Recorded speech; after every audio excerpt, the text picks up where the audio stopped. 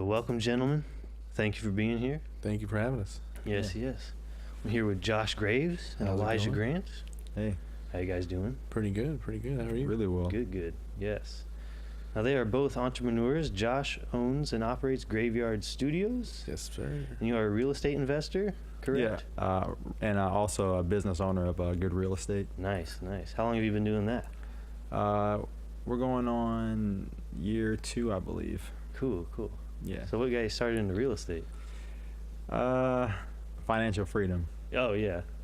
Yeah. It's definitely a good look. It's Mhm. enticing. Yeah, it's the American dream, you know. Right. Mm-hmm. Hell yeah. That's what's up. And now, when did you start Graveyard Studios? Technically, Graveyard Studios was 3 years ago, but pre-Graveyard was I've been doing music and recording and all that for 7 years. Mm-hmm. It was just called other weird stuff. So Right. Yeah. I finally was like, you know what? Yeah, let's just stick with that. Right. Yeah. So, and then together, you guys started what's called the Underground Economy, correct? Yes, Mhm. that is. So yeah, tell us, what is that? The Underground Economy is a podcast that we do. It's about entrepreneurship and giving tips and resources to aspiring entrepreneurs or people that are trying to start businesses or have. So just kind of insights from other entrepreneurs, because I've kind of realized that being an entrepreneur generally sucks. As far as socially, you know what I mean? Mhm. So it's good to have other people to speak with and have perspectives from other entrepreneurs that are going through similar things, even if they're not in the same necessarily field or market. They have positivity and mindsets that are similar to yours. So it's good to Mm-hmm. have kind of a someone to be like, oh well, you're not dumb, you're kind of doing what you're supposed to do. Mm-hmm. So some good affirmations for entrepreneurs as well as ourselves, Yeah. I feel like. So Hell yeah. Now, how did you two actually meet and get together doing all this? Well, I mean, I'm not sure how we originally saw each other, but he reached out on Facebook and just yeah, let's meet up. Sounds cool. He's like, yeah, I got a new space. I'm like, sweet. All right. Let's check it out. Hell yeah. So we went out there and I'm like, yeah, this is pretty cool. We should do stuff. Let's do a podcast or Right. something. Awesome. He's like, sure. And I'm like, all right, let's go. Nice. Yeah, so you've been focusing on having business owners on? yeah, we're looking for people that have had some. I mean, yeah, that have started businesses or at least in the beginning process of starting a business. So so we can kind of give insight and some tips to other people that are in the same situations. Hell yeah. That's kind of a passion for myself as well as him, because Mhm. we both started out with no real backup. No one to be like, hey, are we doing the right thing or not? Mhm. And so I feel like there's a need out there for some really good advice and stuff like that for other people in same situations. Yeah, Mhm. definitely. Good to have more resources out there. Right. Everything. Help people along their learning curves or Right. whatever. Nice. But now, how did you get into music in general? Are you a musician yourself, or did you just get into the audio side? I of always used to things? be I used to be in choir growing up, really I was in show choir and all that. Don't bring up those pictures, please. And no, yeah, singing has always been a really good thing for me, and my dad's always been a computer programmer, so for a while there I was trying to get my my degree in computer science, and I was I hate everything about my life, and I really love music. I was doing it kind of here and there with the buddies on some hobby stuff, and then I stopped doing it because no one was really serious. And then I was like, you know what, I'm gonna just do it. I decided to go to college for it, and then just pretty much devoted every moment of my life to recording and music and all that. So Hell yeah. I saw you guys partnered with the Young Creatives too now through your Yeah, studio. What is yeah. that about? So you're offering more a Um, package thing? well, yeah, so my whole new passion for this year is all about collaborating. So my whole goal is to bring as many creatives as possible to be able to be used from businesses to all the way to independent artists. I just imagine me starting out over this process. I had to really create my own opportunities, and if I see other creatives that are in the same position as I was or similar, I feel like hey guys, come on board to the platform I've built. Like, you guys can retain your independence and still maybe get 2 or 3 or 4 more jobs that you might not have gotten. So it helps on my end, so I don't have to do as much.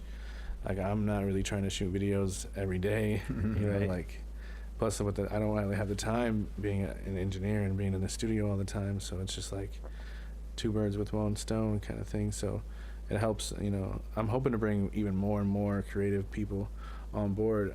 The young creatives were just somebody that I really saw their work, and the videos that they're doing are more like huge music, like huge movie productions.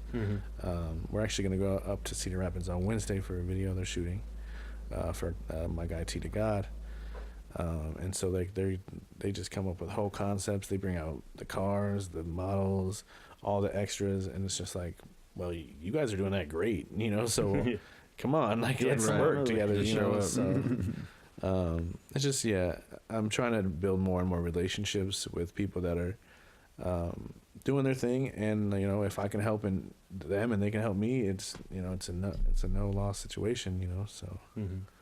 Awesome. Yeah. Hell yeah. Now, when you went to school for audio engineering, what was that like, really? Like, were you very was there still a lot for you to learn when you entered? Oh my God. It was so much. My degree's in music production, and so I was really learning everything. I had 4 or 5, 6 music theory classes, and I was just I thought I was going to be an engineer, and it's well, there's a lot more than that, So, and I'm glad. A lot of people are like, oh, college, blah.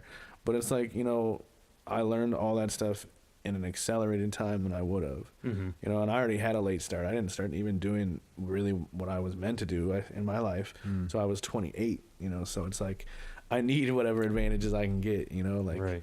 Yeah, it was $50,000, and I'm going to be paying it for a while, but I feel like it gave me that push to stay on track. And the benefit of it being at Full Sail was that it was all online.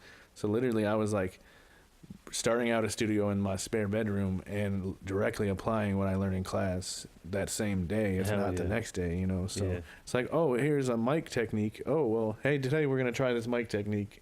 What do you think, Bill? You know what I mean? So it's I feel like I was in a special circumstance where it was super beneficial.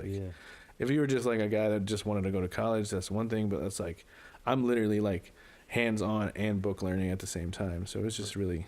That's good. Probably speed it up a bit too. Get really hands-on really early. Yeah. Now, are you guys both locally, originally from the QC? No, I'm not. Yeah, I am. You are. Where are you from? I'm from Urbana, Illinois. Nice. When did you come up here? I came up here. What year? I can't remember the year. What was that? 2011. There we go. 2011 to 2015. Nice. Was there a reason you chose up here, or just? It was kind of random. Yeah. No, I got here because I was going to Ambrose. So I did the whole college thing. I went there originally for football, and then that kind of got me into the whole business world and mindset and all that stuff. Nice. So that was the gateway here. Hell yeah. And now you've been here for a while now yourself? Yeah, locally? Yeah. I've been here for a long time. Yeah.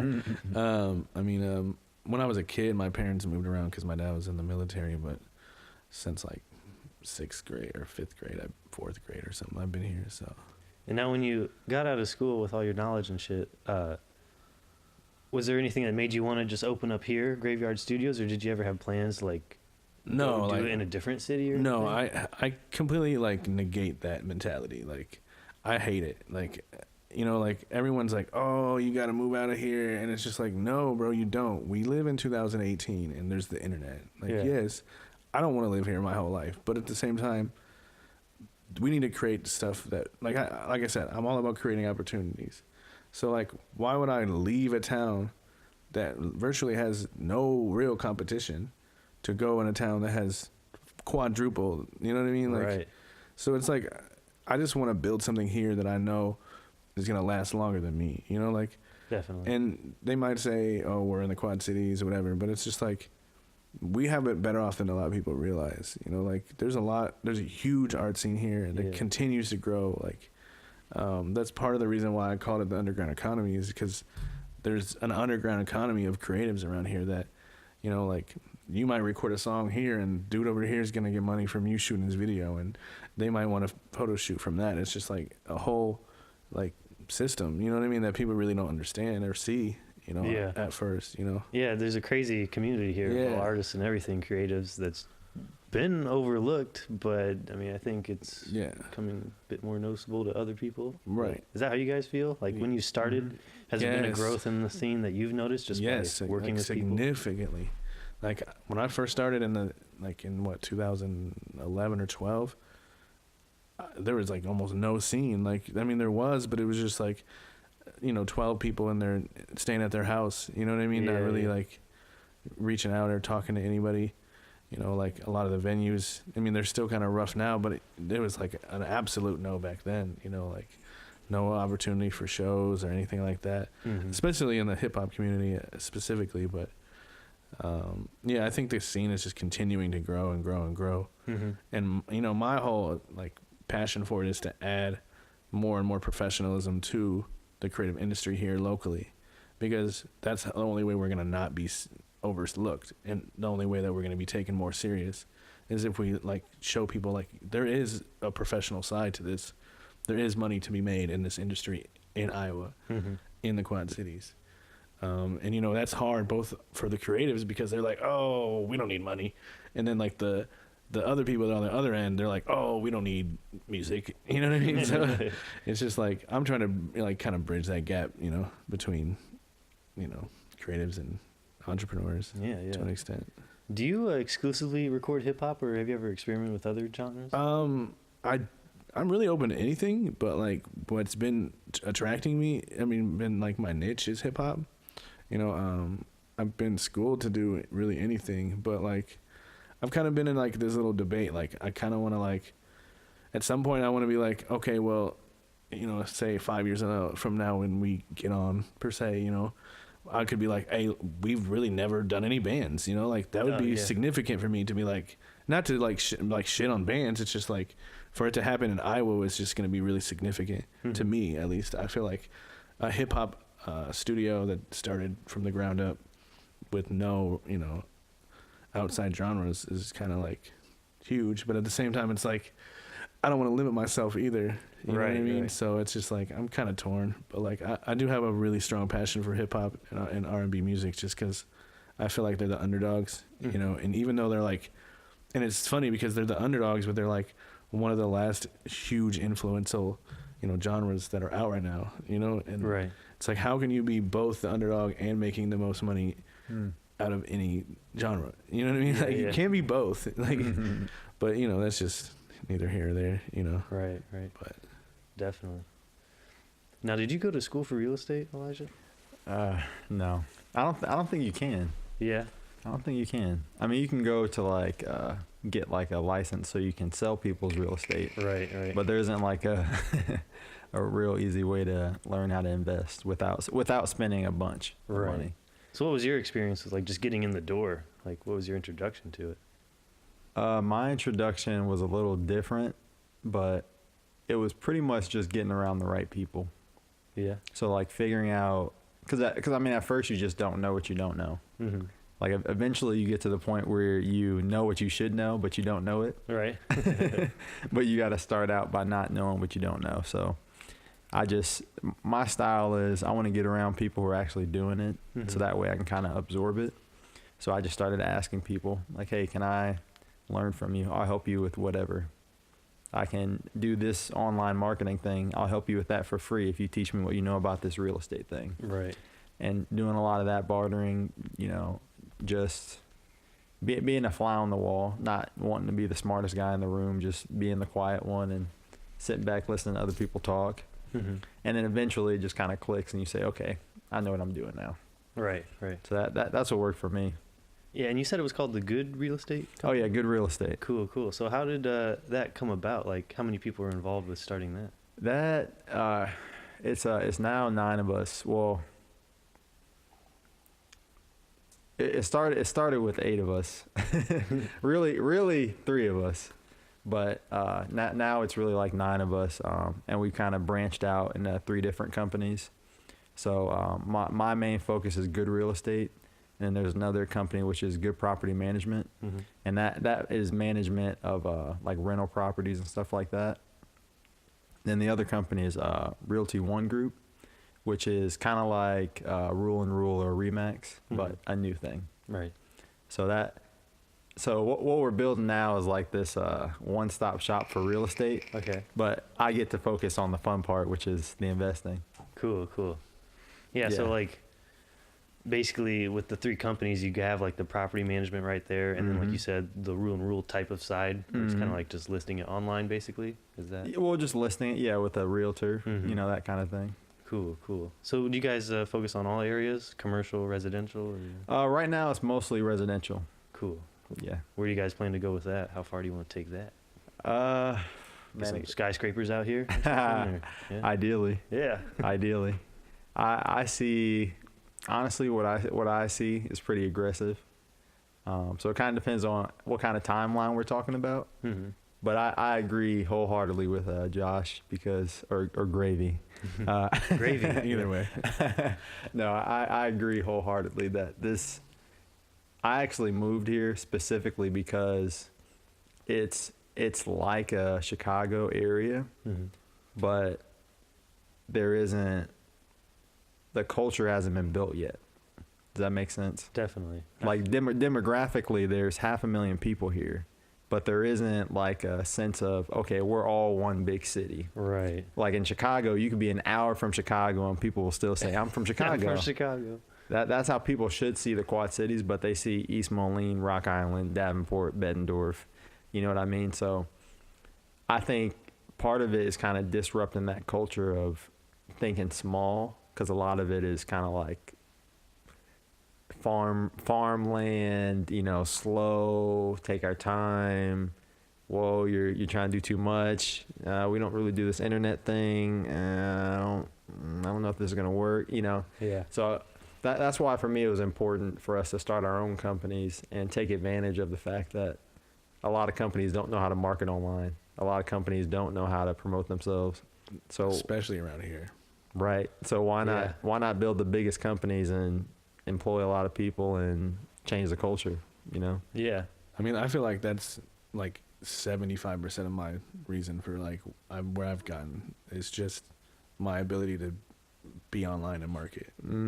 Because like if you were to just go on Google right now and type in recording studios, the online presence of my studio compared to studios within 100-mile radius is going to be night and day. Yeah. And it's not even like to gloat. It's just saying that businesses really have to focus on that internet and social media marketing. Let me build off this. This is so like I didn't even used to be a social media guy. I didn't even used to care about this stuff, but I've realized that this is like. Do you remember a thing called the gold rush? Do you guys remember that? So there was this thing going on in California. Everyone was getting rich digging up gold, so everyone goes over there to get gold, right? Right. What that is today is social media. Like we hear the stories of this kid that ate a tube of slime and now he's rich. Like how? I don't get that. Like why are you rich from that? Or Chewbacca mom. Like, but what happens is it's basically just attention. And if you can garner enough attention, that attention is essentially currency, because that can be wielded into. And if you're an artist, maybe you'll have merch. If you're Disney, you'll get everyone to love the movie, so they'll buy the merchandise, so they'll buy the DVD, so they'll buy the game, so they'll go see the next thing. So it's all about how do you get people to pay attention to you? How do you get people to keep watching you? And that's what social media is. Like it's literally like, I mean, like we're AMBC, we're Fox, we're Warner Brothers, like and it's basically cheap and free. Like this is crazy. Yeah. Like. We're a radio station right now. Right. It's weird. Yeah. This was probably less than hundreds of thousands. Right, You know what I mean? Like I don't have like executive producers and all this and that, wardrobe. Or there's no one telling you what you can and can't say. Like we're living in a whole new world, and I honestly, I love that people aren't noticing it. I love it. It's because it makes it that much easier for us. Well, for us, yeah. But at the same time, it makes it harder too. Right. Because I mean, they say the pioneers. You know who the pioneers are because they're the ones with the arrows in their back. Yeah. So I mean, it comes with the most sacrifice, but it has the most upside. True. That's definitely true. You know, I just feel like I don't know. Like lately, I've been going like through this like I don't know. It's just like everything around here. Like I said, we have the advantage, but it's also twice the work. You know, like so like I have to like. If I were in Atlanta or Chicago or something like that, I wouldn't have to convince someone for 6 months that I'm doing something significant. They would already see it. You know what I mean? Like, and here I have to be like, okay, guys, come on, look at this. You know what I mean? Yeah. If I were in Chicago, they'd be like, damn, you see that dude over there? You know what I mean? Like, it's just like, especially now that I'm trying to like get to the next level of like getting investments and shit, it's like really hard to be like, well, there's this thing called the internet and I'm going to make money on it. And it's just like they still don't understand. They really don't see business plans that are like modern. You know what I mean? They're not really like, I don't know, up to par with the the modern, business sense. I guess. But positivity. I mean, yeah, that's all how you use it, I guess. Yeah, you it's could look true. at it. Yeah, I mean, I'm just saying. I look at it both ways. You know, one day I'll be like, man, fuck the internet, and then the other day I'll be like, I love you. It's just like, but it's part of the process. Like you really have to brand yourself and utilize that brand for the most gain. Like there's restaurants and businesses out here that have been here for 10, 15, 20 years, maybe even longer, and if they don't get on the internet game, they're gonna like unfortunately fail. Like and that's another point of the underground economy for me, at least, is that I know my family, my wife's family owns a restaurant, and so I know like they didn't really even get on the board until this year with social media, and it's like, bro, it's 2019, like you guys are late, and there's still businesses and ma and pa restaurants and stuff like that around here that are not doing any type of social media at all. I mean, most people don't know. Like, knowing that you should be on it and knowing how to do it are two different things. Well, yeah. So what a lot of people do is they'll get on it and not know how to use it, and then they'll say it doesn't work. I spent blah, blah, blah money on it. It's broken. This is stupid. Yeah. Well, you don't know how to use it, And it gets complicated, too, because then every now and then they're going to change the algorithm on you. And it's constantly changing. And that more dynamics. Like, for me, what works for me is, like, you just have to keep learning. Like you can't assume that things won't change, because there's this really good book on it called Bold. I recommend that to anybody listening. Bold, Peter Diamond. He talks about like basically like the future, and what's really, I don't want to say scary. Scary is not the right word. What's exciting? What's exciting about our times is we live with a couple of different factors that are compounding on themselves. So one of them is exponential technologies. So an example of exponential technology is, let's say 20 years ago, approximately, Kodak came out with the first digital camera. It was trash.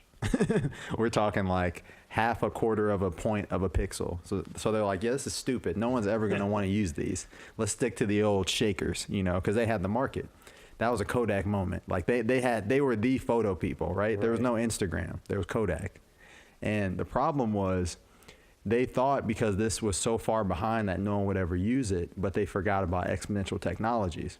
So as they're figuring this out, several other people around the world are doing similar things and building off of similar technologies. So 5 years later, the next digital camera comes out and it's actually good. And by now it's too late because they've doubled down on these old photo things that don't matter anymore. And that's the same thing that happens with Toys R Us. All right, let's double down on the experience in the store. Oh wait, everyone's shopping online. You know what I mean? So it's like we live in a time where times are changing very quickly, and one of the reasons is technology builds on itself. So we can distribute this easier and easier every year. Anchor exists. We can be on every platform. Right. Everything that costs will eventually be free. So like it used to cost to even send this out, and now this is free. pretty soon they're just gonna be giving out stuff like this, Yeah. so you can have Amazon and Alexa in it for free. You know what I mean? Right. That's where we're going. So it's like you have to know how to take advantage of that, because the world's changing so quickly, and next thing you know, I'm gonna get a job as a semi driver. Well, that doesn't exist. Yeah. You know what I mean? Like, and we have to be aware of this stuff and know what's happening. And even if it is confusing, we should figure it out, because if we don't figure this thing out, the next thing we're gonna be way out of the loop. So that's how I feel about social media. Like, you better at least figure it out now before it runs everything. Like, Definitely. yeah. It's weird because, you know, the internet started, you know, like 30 years ago almost. And, I mean, then after 2000, it got crazy. Then, I don't know, when did it start to get really crazy with social media? After 2009, 10, 11? I think when grandparents got on Facebook, that's when it's like, wait a second. It's like, oh, no. My grandma just added me? There's no turning back now. Yeah. And now it's not like a business just needs, your website, and people are just going to go find your website. It's like ingrained with the social media now, which is like a weird thing how that just came about. Mm-hmm. Now, like, Twitter started as just like, oh, Josh Graves is going to the movies or some shit. Right. It's just like something simple like that. And now it's like platforms for like politicians and Mm-hmm. things like that to like give like. It's like, almost to the point where you don't need a website. Like, I don't have one yet. You don't need one. Like, and what's on your website? All your social media links. right, You know? like, Right. yeah. I mean, like you said, like everything. As long as you continue to adapt to the change, I feel like you're gonna be all right. But if you continue to double down on things that are going well right now, I mean, yeah, you want to put some effort into things that are going well right now, but you also have to look forward and be like, okay, well, you can't be afraid to take risks, like whether you're in business or not, like just in life in general. Like, you really have to step out of yourself to become something new. You know. Yeah. Mm-hmm. What do you guys think is going to change somewhere down the road, maybe in the next 10 years with like social media or something? Like, what's the next step? I'd say definitely. Well, this is the progression I see. There's you guys know what augmented reality is? Yeah. So that's basically like adding imagery or effects on top of real life. So that's Snapchat. That's the feel. Oh, it's so cool! I can see a face over me, right? Mm-hmm. That's phase one. The next phase is virtual reality. We're actually inside of it. So I see that being the next thing 10 years from now. Yeah. Like, being the thing that is the social media. Like, we're going to have in headsets, and then you're going to be able to build your own studio. Yeah, like, you guys won't even have to drive here. Yeah, it'll be like Minecraft, but way more intense. Like, yeah, but way more I accurate. think it's going to be less and less device. Like, there's not going to be longer a phone. You know what I mean? We're going to Right. You won't need it. more. Like, you got more of the wearable stuff. Yeah, the wearable stuff. Like, Yeah, or a voice. yeah, voice activated. Yeah. It's definitely You going to be just- linked to your brain somehow. I mean, you look at it and it's like, yep, I got it. Yeah. You know? right. Like, yeah, for sure. Like, I should be able to look at this microphone and be like, oh, that's $199 on Amazon right now. Yeah. Let's get it. Totally. Speaking of which, have you guys heard about that? The Internet of Things? I've Have you heard a guys- little bit about it. Yeah. This little bit. is the future. So it's basically a theory that says everything that we know about will be connected to the internet at one point. Oh yeah. Like, this is going to be smart. Yeah. 8 milliliters left.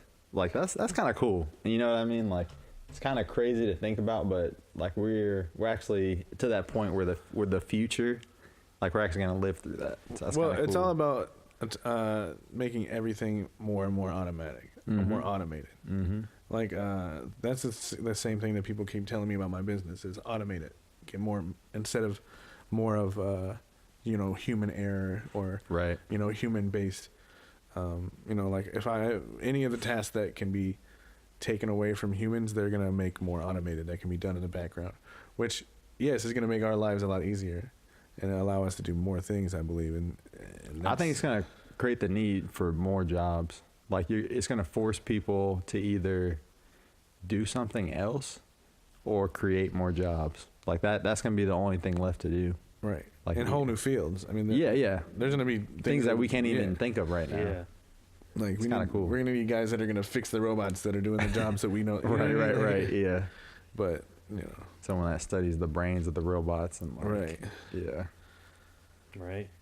Man, how you were saying like, 8 milliliters left or whatever? Mm-hmm. You think that's going to be like through like augmented reality? Like you could just see it. It'll just tell you or something. Because no, I think it'll be literal. Like they literally have jackets that you can put on that change temperature.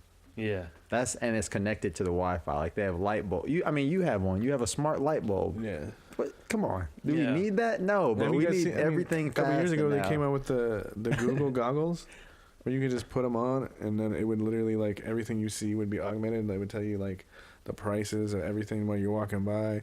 Eventually, that's just gonna be like a contact lens or something like automatically built into somehow in your eye. Like, yeah. I've seen they started to bridge that gap with phones. You could hold your phone up to something, or even a building. Here's the history of this building. Oh yeah, the address and all that. Whatever, you could do that with like anything. You could probably tell you what's left. If we were in 1990, they would think we're aliens. Yeah. Like, or they would put us in a mental. Yeah. I've heard a theory or just like an idea of like if someone from the past saw how we were today, they would think like we were like overtook by like some kind of like I don't know if you'd call it like if we were brainwashed or taken over because we're just staring at phones all day. Everyone's just walking around staring at phones. Yeah, that's very true. Like something in the phone that's possessed people or something. But very weird times. Yes. Yeah. But do you have any advice for businesses that are still like struggling with social media?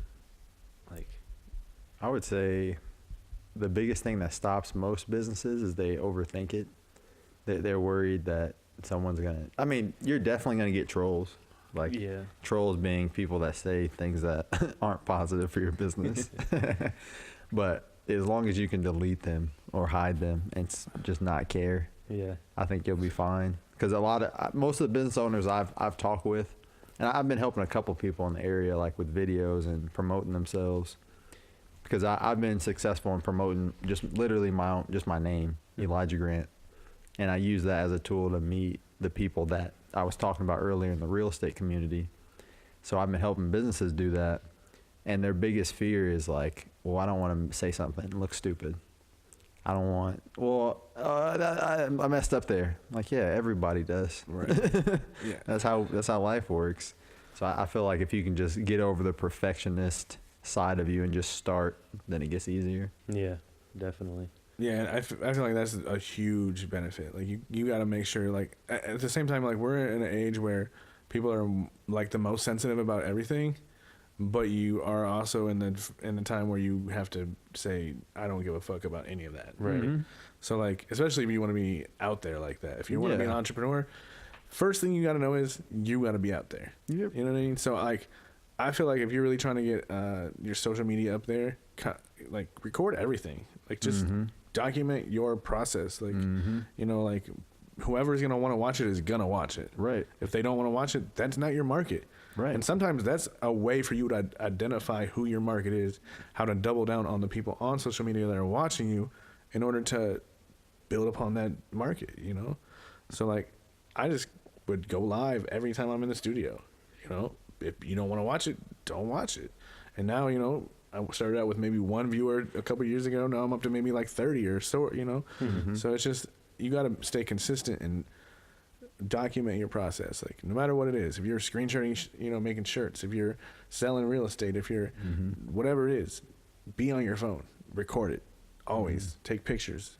And, you know, I'm also starting to get to the point where scheduling is important. I've noticed that now that I've been waking up earlier, I can take a picture the night before, post it at 8 a.m. It's going to get almost double the response that it would at 8 a.m. than it would at maybe 4 p.m., you know? So, and each person is different, you know? So, like, you want to just be who you're, like, before you even start a business, just be who yourself. Right. Because all that other stuff's not going to matter. If you're being who you are, you're not going to care what people think. If you're being yourself, you're not going to be fazed by any of this. I mean, yeah, you're human, so you are, but if you're more happy with who you are, you're going to be more likely to succeed in petty things like social media. Like, because you're not fazed by any of the negative comments. You're not fazed by, oh, I'm worried about what people are going to think. Like, I'm goofy, so I've always just like been like, oh, you care what I think? Oh, sorry. Like, I just always been that way. Like, so like, I just kind of like had to mature it into, okay, like maybe not let's be an asshole all the time, you know? But yeah, you know, just like, that attitude of not giving a fuck about what people think of you is super important. Like, above anything. Yeah, you just got to be yourself and everything, of course. Because, you know, like, I be going, like, on trips with these artists and everything, and they're like, man, don't take pictures of us. We're like 5 people deep in your 2-seat van. And I'm like, bro, no one cares. Like, nobody cares. This is the struggle, you know, this is the part of the process. Like, especially in the hip hop industry, everybody wants to, like, flex and, like, look. Like, I'm never going to do that. You know what I mean? Like, I'm going to show you if I have no shoes on and I'm, you know what I mean? I have holes in my socks, but I'm working. You're going to see those holes in my socks. You know what I mean? It's just like, there's no shame. And that's what genuine people want to see. Yeah. Like, I think it's less and less people are going to be trying to portray fakeness out there in a sense. I mean, even with the social media companies, they're trying to push for, like, more transparency in, like, all aspects of things, it seems like. So, and then people are, I mean, I don't know, if you got a little bit of common sense, if you come across someone online, sometimes you could tell, oh, this person's just putting on. Right. But it does become hard to tell, you know what I mean? Like, really. Yeah, it can be. But, I don't know, if you just find your own niche or something and, just obviously be yourself and shit, then you're going to have way more luck down the road. Just don't try to be something you're not. Right. Because people are going to find out. And if they don't find out, then you have to be really good at social media. And you got so much shit to worry about then. Man, It's very weird. Yeah. Where do you think it goes? Like we said, AI and everything. Like, definitely AI. We ain't gonna have phones at some point. And like you said, record everything. It's like, start using the supercomputer in your pocket, like, to benefit you. You know, like I don't like, people get so used to having a phone that they don't realize how much of an advantage and how much of a benefit it can be for them. Like, you guys, I mean, like, it's a tool. You're not supposed to be using it all the time. You know, you're not supposed to base your whole life on it. But if you utilize your tools the way they're intended, you're gonna get good results. You know, if you're trying to build a house with a spoon, you're not gonna get very far. You know, like. And there's common narrative, like, people will say, like, you know, social media and phones and devices, screens in general, it's causing anxiety, depression, which is true a lot of the time. But I mean, it really depends. I think it's because a lot of people in society now have fallen into, like, bad habits with it, as far as the whole social media thing can be obviously very addictive and detrimental, depending whatever. Like, you could just sit on Facebook scrolling, like, all day, or you could be on your phone networking, using more apps to help your career, whatever. I think that, I mean, I feel like that statement is kind of biased too, though, because, like, we're in a society where we've always been that way, though, in America, where we've always worried about the Joneses and worried about if they have a white picket fence and we don't. But now on social media, Instagram and all that, we can take pictures of our picket fence and, you know, look like, you know, we could stand next to his house in front of the picket fence, and you know, so, like, people are gonna be depressed if they're living a lie. You know, like, that's part of what it is. Like, if you are transparent and are who you are and are real with where your life is at, you're not gonna be depressed. I feel like people get more depressed because they try to portray something they're not, and then when, you know, they get slapped in their face by reality or by, you know, maybe someone online seeing that they're exposing them for not being that, it's kind of you know, bad for themselves, you know. Like, I don't know. And just, like, falling into the, like, comparing mindset, like, comparing me to you. Oh, we're not a recording studio. I don't want a recording studio, man. My life sucks. Or whatever. But just do what you love to do, I guess. Right. Yeah. Stay focused with all these distractions going on around us nowadays. Yeah. I think I think the big thing is just people have to, it's not the device's fault. I think this is just like a progression of humanity, you know, like, technology is not going to go anywhere. It gets more and more ingrained with us. So it's up for us as, like, people to take ownership of our own selves and say, hey, maybe I need to be more disciplined.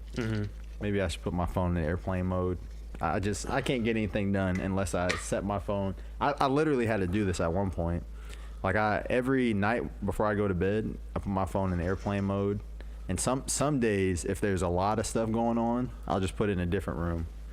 Like, I won't even touch it until a couple hours into my morning so I can at least take control of my life. Because what'll happen is you'll get sucked into work or social media or whatever, and then you're like, wait, where did my life go? Yeah. I feel like I just keep missing every day, and I look up and the day is gone, and like, what happened? Yeah. Because you were staring at this for like 18 hours. It's exhausting. Yeah. You can have settings now that'll help you. Hey, you've been on here for 20 hours. Right. The So screen you time can monitor reminder. your shit now. And Yeah, that and like helps. you said, it's not really like the device's fault, because it's, I mean, what people get out of it is like, you know, something you want. I mean, you're getting like serotonin or whatever, you know, when you're getting likes and shit or that thing. But then it'll come like down to discipline, like you said, noticing like, oh, okay, I need to set this down. So in that aspect, it might help a lot of people realize, just like, wow, you just got to be in control of your shit. It's tough to get away from. I feel like it's just like any other like technology though. Yeah. Technology is always gonna like expose who we are as humans. Like it just is. We already have our own faults as individuals and as a whole. You know, like human nature is, we just have those little traits that are gonna always be there. But of course, we're gonna have certain devices that are gonna like heighten them. You know what I mean? Like I don't know, just like if we have a tendency to compare people, the device is only gonna like exponentially, you know, multiply that. You know, Right. So like, just take time for regular life. You know, like I got in the habit where I was just like, you know, because when I'm recording, I can just be like, like on the phone at the same time and kind of like multitasking. So it's just like, all right, I'm gonna put the phone down for a couple of, like, you know, seconds, you know, not minutes. No. Just a couple seconds. But yeah, you can definitely, especially like as being an entrepreneur, you can really get sucked into it, because then you're like, no, this is for business, guys. Wink, wink. So yeah, I mean, and there's just so many shiny objects that can come up. People asking you for stuff, or like that. That's the big thing for me is, like, especially when you're growing a business, and I know you know about this too. Like, you have more and more people relying on you, so you become that person that people need to get something from. And if you don't set aside that time for yourself, you end up just like drained all day. That's why I started getting into this health thing. Like, it was just like, I was getting to the point where everything was about my business. There was no time for like really for me to work. Like, I mean, I was taking care of home, taking care of business, and then it's like, well, I've gained 100 pounds in the last 6. You know what I mean? Like, so like, it's just like, you got to really take time for what you know, before any, I mean, not necessarily before, but but like, you definitely need to take care of yourself in addition to like all these other things that you're trying to do. The business, the dream, the team, the family, all that. Because there's days where like, I just want to turn my whole phone off. It's like, I feel like everybody's asking me for things, and it's like, I just want to go to the bathroom. Can I just go to the bathroom? I'll be back, I swear. Then you're in the bathroom, you're on your phone. Right. He's still asking me for things. Hey, when you get out of there, can you mix this track? No.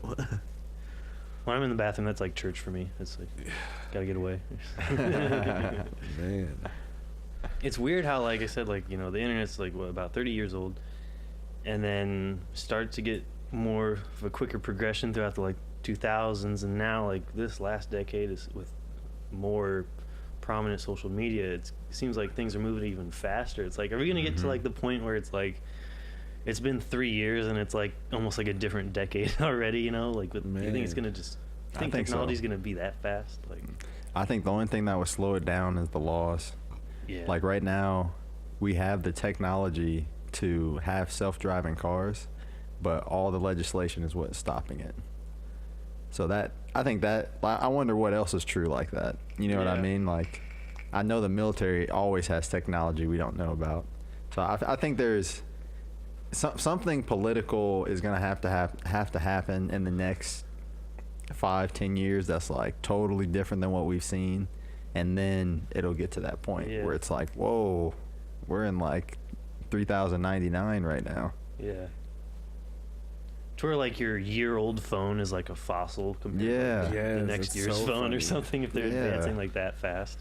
Yeah, like imagine if all the countries in the world just like had a truce and they're like, hey, we're not competing now. Let's build off each other's technologies. Let's make one super space team. Yeah. What happens? You know what I mean? Like, you could literally make anything. Yeah, if you could get all the countries to agree or something. Yeah. Crazy. I mean, or at least half. Yeah. You know. Right. Well, I think that's like why a third. lot of this stuff is becoming more and more privatized. Like NASA's more privatized now and everything like that, so that they can do more of those types of things. Mm-hmm. Yeah, But they even partner then, with there's Elon. still- yeah. Mm-hmm. Yeah, like a private company like SpaceX could do all this crazy shit. Right. And Anyone, Amazon's got a space company too. They do? Yeah. Mm-hmm. They've had it for like 10, 20 years. Yeah. Yeah, I saw Bezos was trying to do something about satellite, something with the internet for people in like areas without. I think it was something about satellite internet, and then Elon was trying to do the same thing, and then they're like bitching about it or some kind of feud or whatever. Yeah, drama, rich drama. Yeah, Jesus. Yeah, I don't know, but like, yeah, it's crazy. Someone like SpaceX, a huge company, can do all this crazy stuff because of technology, and like even us on like the small scale, like you can have a recording studio because you can have access to all this better equipment now that even 20 years ago would have cost way more. Right. Doing a podcast, yeah, I didn't have to, like you said, I didn't have to spend like hundreds of thousands or Yeah, it looks nice. I don't know what it was, but it's less than millions. Yeah, less than millions. We'll go with that. This is the Less Than Millions podcast. but so, where do you guys see yourselves going in the future, as far as independently with real estate, recording studio, and then as far as together with like the underground economy? What's gonna happen? Where's it gonna go? I'll do the underground economy. I feel like this is what I see. So there's different versions of it, at least in terms of the Quad Cities and locally. I see it being like a connector for entrepreneurs, aspiring entrepreneurs, mentor type entrepreneurs, and just everybody in between. But it'll also branch out into like a media collective and just a hub for creatives and other entrepreneurial spirits alike. Maybe some masterminds, some groups, some different things like that. But personally, I plan on not living here in the near future. However, our businesses will still be here, and this will be headquarters. I see us basically creating some staples in the area over the next couple of years. So that's at least what I'm seeing. Nice. Definitely. We're gonna open up a few more locations, one in every. I don't know. Town. People keep trying to get me to open one in like the Cedar Rapids, Iowa City area, but that's just, I don't know if that's my goal right now. Kind of a lot of what I'm focused on right now is trying to build more and more resources for artists. I think I'm finna start kind of doing more like artist consultancy as well. Teaching artists how to sign up for BMI and ASCAP, and showing artists how to make their craft of more of a business. I'm really trying to make the Quad Cities kind of like Atlanta, in a lot of aspects, at least for my business culture is concerned. I want to start doing like workshops and all types of stuff that just add more and more value than just recording and video for artists. That's just always been my passion, is just to really help artists become more and more professional. And a lot of that, like I can only grow this market as much as the people around here are educated about their own craft. So I've learned a long time ago that I might have to be the one like to show them a lot of things, which is cool. I love it. This is part of what I do. But I think that there's a lot more room here in the community for us to like add way more things for artists and creatives alike. Yeah. I think that'd be really cool. Like increasing the types of resources to local artists and help them grow as a whole. That would help the whole artistic community. Right. Kind of get like a QC Full Sail thing going on or some shit. Definitely. Yeah. I think it's getting better as far as locally. Yeah, scene. I definitely think so. With the art scene, it seems like it's always been around, but I think it's growing in a more healthier way. Like people are organizing better, maybe it seems like. Well, from an outside perspective, I've noticed that a lot more people have been turning empty real estate spaces or old like barns into venues. Yeah. So it looks like there's a growing need for like venues and event spaces in this area too. Definitely. So I think it's like a combination of a more, not diverse, but I think this area attracts a good amount of like younger people. Not necessarily for the long term. Like some people usually come here for a little bit to work for John Deere or Arconic or whatever. And then that kind of creates like this group of youthful people where there's all these different little cultures. So I'm interested to see you help bring that up more.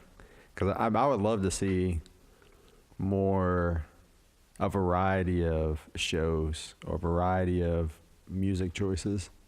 Because a lot of the events are like country music, which is fine. I don't have anything against. I don't have anything against it. I just don't really feel it in my body. I have everything against it. Today's country, well, no comment, really. No. Yeah, it looks like fun. I just don't feel it. I don't know. I haven't worn cowboy boots since I was 5. I'm just kidding. But Closet cowboy. Yeah, I do think like we're getting more diverse. Like you got the Rust Belt, like just more venues, kind of bringing in more things, more possibilities, because that's like a different size too. That's like I'm curious to see who all they bring through, because they're kind of like a mid-sized venue. Yeah, it's like a few thousand, right? Yeah, like 4,000 or something, and that's kind of like not big like the Tax Slay or whatever, but.